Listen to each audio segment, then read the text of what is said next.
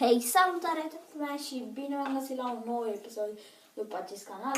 Îmi cer mii de scuze că nu mai am postat. Deci, da. Am avut chef și am și uitat. Da, credeți-mă, chiar am uitat să mai postez și eu. Și într-un moment dat am zis că mă las și chestii de astea. Da, hai să nu mai ne lungim.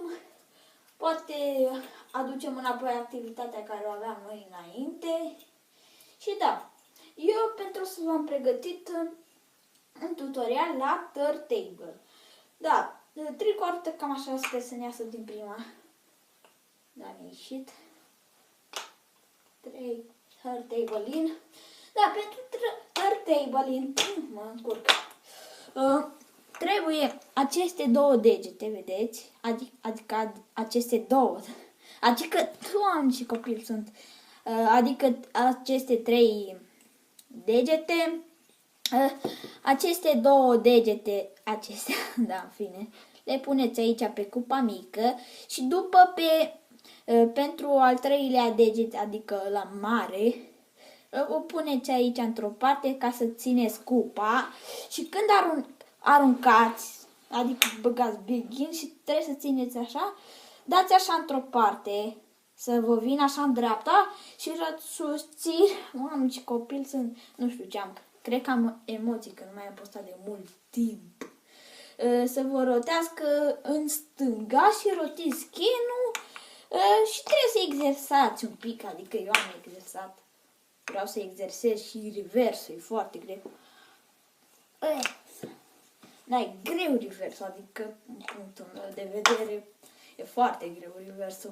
Eu de obicei fac videouri, nu zic că nu fac, dar nu le postez. Asta e chestia la mine.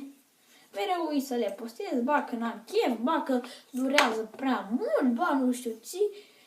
Da, și eu kendama asta o am.